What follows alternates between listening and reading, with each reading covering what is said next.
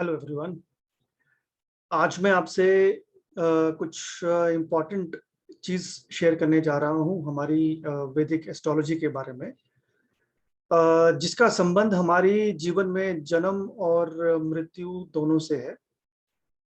देखिए, जो आपकी स्क्रीन के ऊपर जो आप ये कुंडली देख रहे हैं, एक सैंपल कुंडली जो है, ये एक नॉर्थ इंडियन हॉरोस्कोप का जो पैटर्न है, जो कि काफ़ी प्रचलित है हमारे वैदिक समाज में, और काफ़ी हद तक ये इस्तेमाल भी किया जाता है। तो ये जो कुंडली आपके सामने है, देखिए, मैं इसके माध्यम से आपको कुछ समझाना चाहूँगा कि हम जब बात करते हैं ईश्वर की और आत्मा की, तो हम कुंडली के माध्यम से ये कैसे देखते हैं, हमें कैसे पता चलता है कि जो पृथ्वी रची गई है, जो भी ज़ोडिएक बनाया गया है, उसके लिए हम कुंडली से कैसे देख सकते हैं कि कैसे हमारा जन्म होता है, कैसे हमारी मृत्यु होती है, और जो पूरा ये चक्र है, ये किस प्रकार रचा गया है सृष्टि के द्वारा। तो सबसे इम्पोर्टेंट देखिए बात ये है कि ये जो कुंडली आप देख रहे हैं, ये नॉर्थ इंडिया के अंदर या हमारी वैदिक ज्योतिष में इसी फॉर्मेट से कुंडली बनाई जाती है। जो जहां पर नंबर 1 लिखा है, देखिए हमने नंबर जो लिखे हैं 1, 2, 3, 4, 5, 6, 7, 8, 9, 10, 11 और 12। जो ये नंबर लिखे हैं, ये है हमारे कुंडली के भाव, मतलब कि हाउसेस। जैसा कि आप देख सकते हैं 1 से 12 घर हैं, तो पूरे ज़ोडिएक को, जो पूरा भी जितनी भी पृथ्वी है, उसको हमने 12 भागों में डिवाइड किया हुआ है। 30 डिग्री का एक जो है भाव इस समय पे है। और देखिए 30 डिग्री का एक भाव होता है, सो दैट 12 से अगर 3 को गुणा करें तो 360 डिग्री है, जो कि पूरे ज़ोडिएक को कवर करता है। हालांकि ये और बात है कि जो एक भाव होता है, जब हम प्रैक्टिस के टाइम पे देखते हैं ज्योतिष में, तो एक जो भाव होता है वो 30 डिग्री से कम का भी हो सकता है, डिपेंड करता है हमारे टाइम ऑफ बर्थ का। चलिए आगे एक बार इस पे हम कंटिन्यू करते हैं। देखिए, ये जो कुंडली है, बेसिकली ये कॉस्मिक मैप है यूनिवर्सल एनर्जी का। ठीक है, इसमें जो ये एनर्जी है आपकी पूरे जीवन में, वो इसके अंदर समाई हुई है।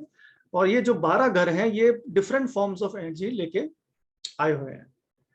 अब देखिए, ये जो कुंडली का जो रचना की गई है इस प्रकार, इसमें 4 तो स्क्वायर हैं, जो मेन हमारे स्क्वायर्स हैं, 1, 2, 3, 4, ये स्क्वायर्स की शेप में है। और 8 ट्रायंगल्स, 8 त्रिकोण की शेप बनी हुई है। 1, 2, 3, 4, 5, 6, 7 और 8। टोटल होता है 8 + 4 12। तो ये जो रचना की गई है, आइए इसके बारे में जानते हैं कि इसमें इंपॉर्टेंट क्या है।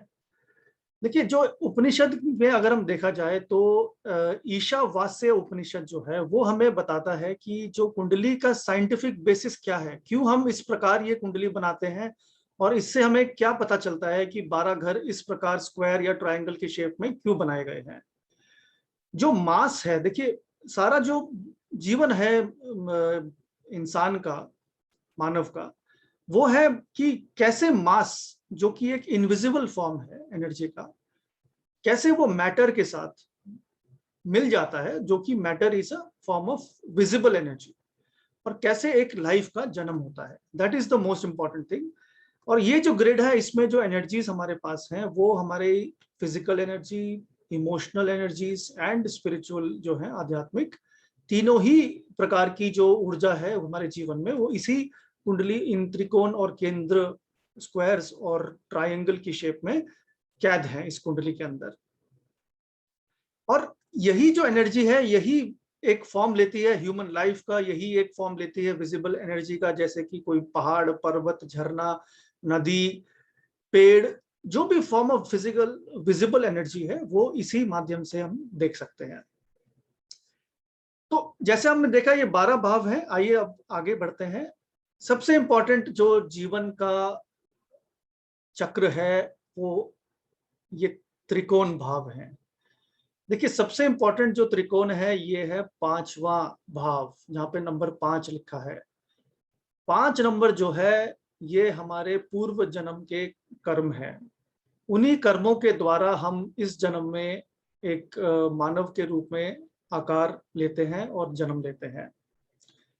जो ये भाव है 5वां भाव, इसको हम बोलते हैं संचित कर्मों का भाव। मतलब जितनी भी हमारी आत्मा पूर्व जन्मों के अंदर अलग अलग प्रकार से, अलग अलग फॉर्म्स के अंदर, अलग अलग शरीर में प्रवेश करती आई है और हमने क्या क्या कर्म किए हैं उन पूरे अपने जन्मों के दौरान, वो संचित कर्मा जो है इस 5वें भाव के अंदर कैद है। ये जो 5वां भाव है, यही वो भाव है जहां से हमारी आत्मा जो है वो प्रवेश करती है इस पृथ्वी के ऊपर। यहीं पर जो है, इसी भाव को हमने कुंडली के अंदर हम चाइल्ड बर्थ का भाव भी मानते हैं कि जब कोई बच्चा जन्म लेता है तो इसी 5वें भाव से ही संबंधित ग्रह जब एक्टिवेट होता है तो बच्चा जन्म लेता है। अभी देखिए इस फॉर्म में जो एनर्जी है, जो 5वें भाव के अंदर जो अभी इस समय पे एनर्जी है, ये एनर्जी इनविजिबल फॉर्म है क्योंकि अभी हम उसको देख नहीं सकते, अभी वो डेवलप हो रही है। माता जी के जो माता हैं उनके अंदर जो एनर्जी डेवलप हो रही है वो सिर्फ जो माता है वो फील कर सकती हैं। तो वो एनर्जी अभी इनविजिबल है। अब ये जो एनर्जी है, देखिए ये एनर्जी 5वें भाव से, ये 5वां भाव है, यहां से कंसीव होने के बाद इस प्रकार इस रास्ते से पहले भाव में आती है। देखिए ये जो भाव है जिससे गुजर के जा रही है, ये माता का भाव है, जो हमारी मदर है। मदर के अंदर जब ये एनर्जी जाती है और कंसीव होके एक लाइफ का फॉर्म लेती है, उसके बाद ही जब यहाँ पर हम लाइफ की एनर्जी देखते हैं तो हम बोलते हैं कि बेबी का बर्थ हुआ है। मतलब बेबी अब विजिबल फॉर्म में पृथ्वी पर दिखाई दे रहा है। इसलिए जो ये हाउस है नंबर 1, ये हमारा लगना है, मतलब ये हमारी फिजिकल एग्जिस्टेंस है। अब हम जीवित हैं, अब हमें लोग देख सकते हैं, अब हम फील कर सकते हैं, इंडिपेंडेंटली सांस ले सकते हैं। तो अब हमारी जो जर्नी है, जो हमारी जो सोल है, हमारी आत्मा है, वो 5वें भाव से निकलती हुई 4थे भाव से, जो माता का भाव है, पहले भाव में चली गई। अब जब हम यहाँ पे जीवन लेंगे, जब जीवन ग्रहण करते हैं, अब जो हमारे संचित कर्म थे, अब वो एक नए फॉर्म के अंदर, नए प्रकार में सामने आने शुरू हो जाएंगे। अब जो हम कर्म करेंगे इस समय पे, वो जो कर्म है वो हमारे आएंगे क्रियामान कर्म। मतलब जो हम इस जन्म में कर्म करने वाले हैं वो क्रियामान कर्म की कैटेगरी में माने जाएंगे। ये देखिए यहां से हम कर्म करते हैं, हमारी जो सोल है, हमारी आत्मा है, ये 10वां भाव है जो हमारा कर्म क्षेत्र है। इसके थ्रू जाते हुए, इसके पास होते हुए 9वें भाव में हमारी सोल जो है जाके जर्नी करती है और यहाँ पर आके जो हमारा 9वां भाव है, इसको हम कहते हैं हमारी कुंडली का भाग्य स्थान। मतलब जो भी हमने पूर्व जन्म के कर्म, इस जन्म के कर्म, सबको जो मिला के जो कर्म बनते हैं वो है 9वां भाव, जो हमारा डेस्टिनी का, भाग्य का भाव है। इसीलिए इस भाव को सबसे अहम माना गया है। किंतु इस लाइफ फॉर्म की एनर्जी देखते हुए, इसी फॉर्म से ही जो सोल है इस पृथ्वी से एग्जिट करती है। क्योंकि जो इसके बाद जो हमारे कर्म होंगे उनको कहते हैं आगामी, आगामी कर्म। जो हम अगले जन्म में जिस भी फॉर्म में क्या कर्म करने जाएंगे, वो यहाँ पर 9वें भाव से हम स्टडी करते हैं। और इसी भाव से ही जो पृथ्वी, जो धरती है, वो जो सोल है, माफ कीजिएगा, वो एग्जिट करती है इस यूनिवर्स से। तो इस प्रकार हमने देखा कि जो मास है, मास मतलब जो एक इनविजिबल फॉर्म ऑफ एनर्जी है, कैसे वो विजिबल फॉर्म होती है फर्स्ट हाउस में आके और 9th हाउस में आके दोबारा से मिट जाती है, इनविजिबल हो जाती है और इस सृष्टि से, इस पृथ्वी से बाहर चली जाती है। जो महर्षि पराशर हैं, जो हमारे वैदिक ज्योतिष के रचिता हैं, जो फादर हैं, पिता हैं वैदिक ज्योतिष के, उनके मुताबिक जो ये 3 भाव मैंने आपको बताए, 5वां भाव, पहला भाव और 9वां भाव, इसके जो कुंडली में ग्रह जो है स्वामी बनते हैं, जिनका रूलरशिप इन 3 ग्रहों, 3 भावों पे होती है, वो हमारे जीवन में हमेशा हमारी मदद करते हैं, हमारे लिए हमेशा ही पॉजिटिव रहते हैं। एक पॉजिटिव रोल प्ले करते हैं हमारी लाइफ को आगे बढ़ाने के लिए, सोल को आगे बढ़ाने के लिए हेल्प करते हैं। चाहे वो कोई भी नेचुरल मेलेफिक भी क्यों ना हो, शनि, मंगल, सूर्य, राहु, केतु, कोई भी ग्रह इन भावों में आ जाता है तो वो ग्रह हमारी एग्जिस्टेंस को, प्रॉस्पेरिटी को बढ़ाता है। This is as per the pressure system. चलिए आगे बात करते हैं। अब ये तो हमने देख लिया कि ये तो फाउंडेशन है अभी बिल्डिंग की, जो हमारी लाइफ की जो बिल्डिंग है इसकी फाउंडेशन 1, 5, 9 से बनती है। अब आप ये देखिए कि जो इसके बाद का जो जीवन है, एक बार हमने जीवन ग्रहण कर लिया और हम अपने कर्मों के, कॉन्शियसली कर्मों को करना शुरू कर दिया, तो अब आप देख सकते हैं कि हमारी जो ये बिल्डिंग थी, जो फाउंडेशन थी, अब इसको पिलर्स चाहिए। पिलर्स मतलब खंबे। ये किन खंभों पे खड़ी होगी ये पूरा जीवन? ये खड़ा होगा इन 4 केंद्रों पे, जिसको हम स्क्वायर्स बोलते हैं। जो पहला भाव है ये त्रिकोण भी गिना जाता है क्योंकि हमारी एग्जिस्टेंस है और केंद्र भी है, दोनों ही इसमें क्वालिटीज मानी जाती हैं।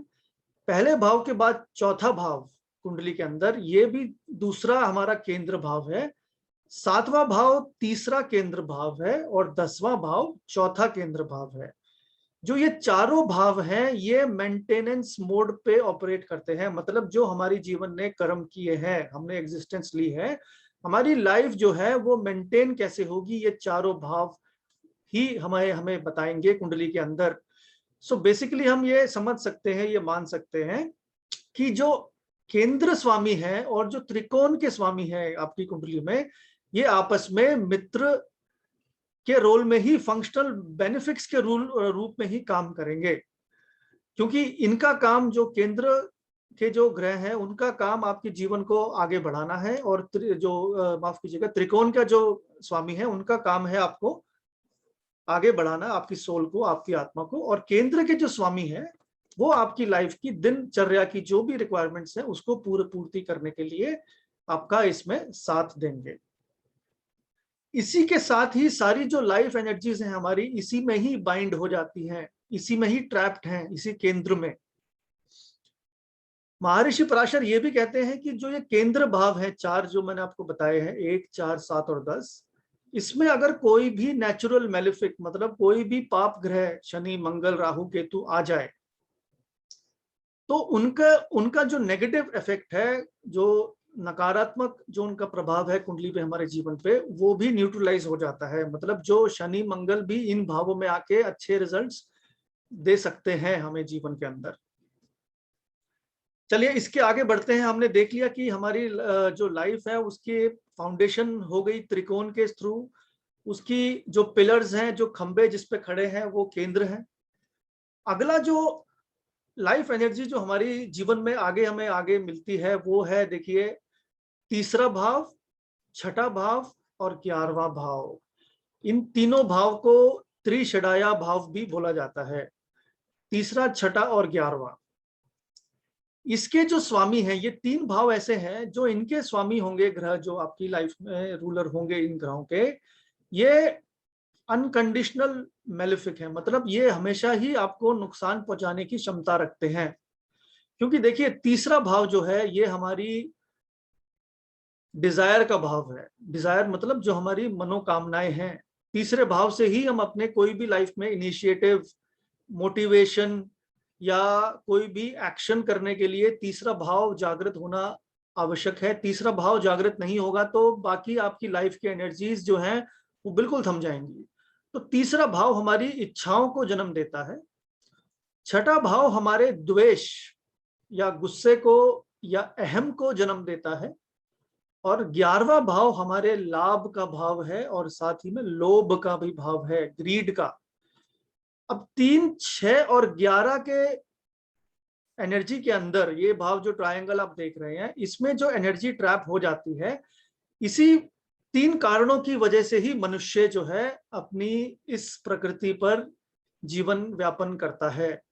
इच्छा पूर्ति करने के लिए, या फिर अपने द्वेष को शांत करने के लिए, ईगो को शांत करने के लिए, या फिर अपने लोभ को पूरा करने के लिए। तभी ये चक्र जो है पूरा केंद्र त्रिकोण का एक्टिवेट होता है, क्योंकि 3, 6, 11 भाव जो है ये मनुष्य को आगे बढ़ने की प्रवृत्ति देते हैं। हमारा एटीट्यूड फॉर्मेशन होता है इन 3 भावों से। ये जो 3 भाव हैं, ये हमारे जो बिल्डिंग हमने बनाई है लाइफ की, उसके हिसाब से ये 3 भाव जो हैं, ये हमारी बिल्डिंग के दरवाजे या खिड़कियां हैं। मतलब कि ये वो दरवाजे और खिड़कियां हैं कि यहाँ से कोई भी अंदर खराब इंसान आ सकता है, कोई भी नेगेटिव एनर्जी हमारी लाइफ में एंटर कर सकती है 3, 6 और 11 के भाव से।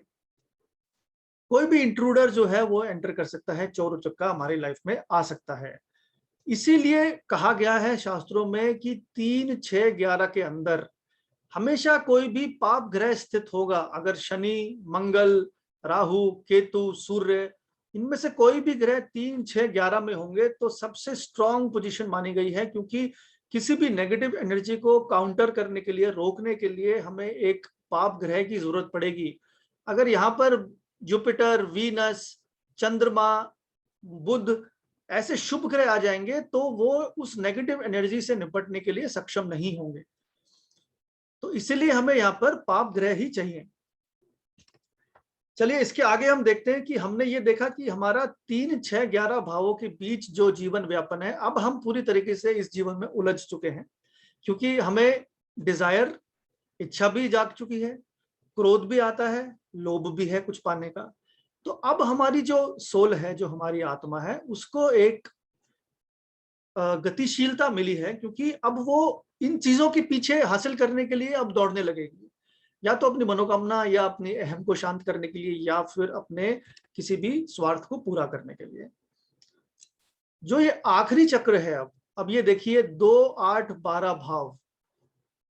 2, 8, 12 ये वो भाव हैं कुंडली के अंदर जो कि न्यूट्रल हैं आपकी कुंडली में। मतलब इनका कोई अस्तित्व अपने आप में नहीं है, इनका जो संबंध बाकी इन ग्रहों से या इन घरों से बनेगा, उसके हिसाब से ये तीनों भावों के स्वामी रिजल्ट देंगे।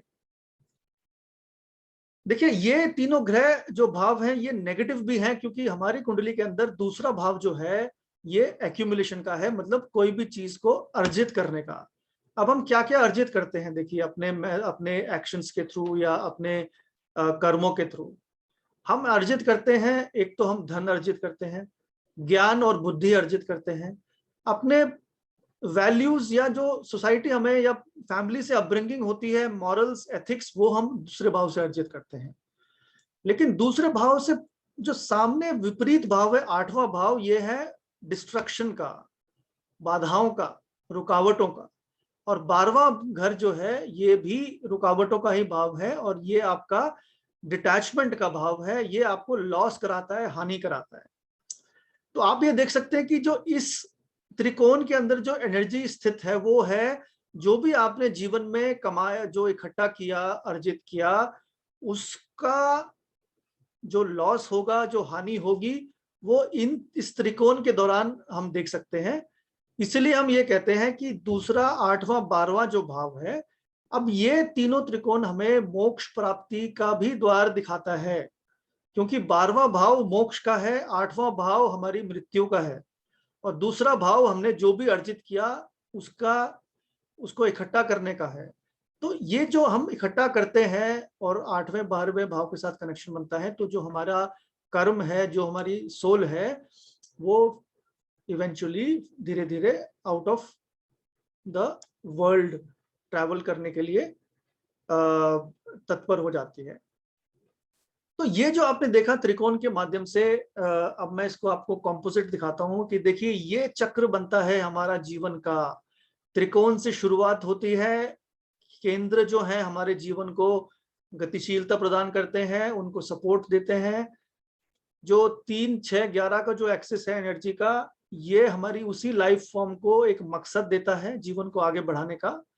और 2, 8, 12 मदद करते हैं हमारे जीवन को अंत करने का, और जो भी हमने सीखा है, जो भी हमने कर्म किए हैं, उसको अगले जन्म तक ले जाने का, ताकि जो हमारी आत्मा है इस पूरे चक्रव्यूह से गुजरकर अगले जन्म में प्रवेश कर सके।